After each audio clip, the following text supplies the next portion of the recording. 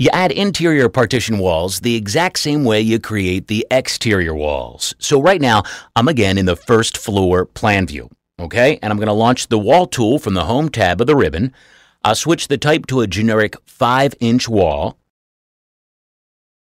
This time, I'll set the location line to wall center line and have this wall go from the first to second floor with no offsets.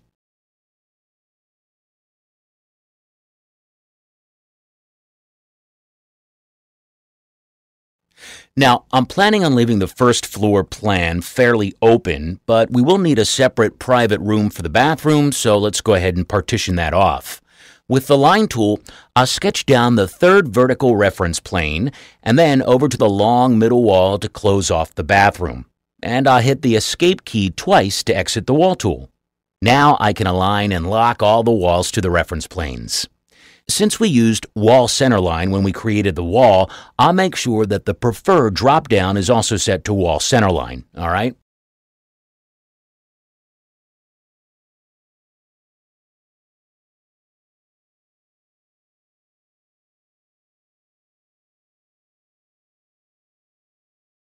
Now, that should do the trick for the first floor interior walls. Next, I'm going to switch to the second floor plan and repeat the process. One thing that really helps with the visibility of the project is a display property called Underlay. This property determines whether you can see any model items that exist in views other than your current view. If I switch the underlay to none, you can see the first floor bathroom walls disappear. I'll make sure the underlay is set to first floor so we can see the first floor walls faintly under the view. If the changes don't appear right away, you might need to click Apply in the Properties dialog. Okay, so I'll launch the wall tool.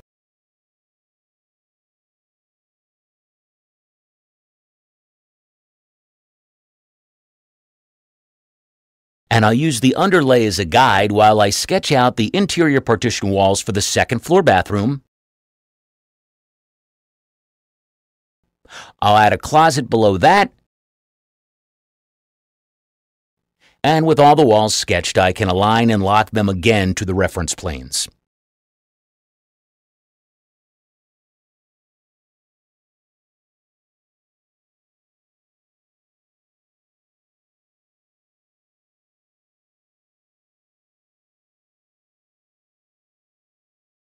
Finally, I can extend the horizontal wall across the floor plan to create a bedroom.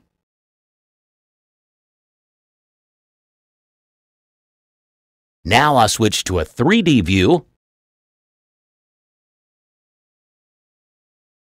and you can see the walls we just created. Sweet. Now, if any of your interior walls aren't extending to the correct height, you can select them individually here or Control select them and modify their properties until they look the way you like.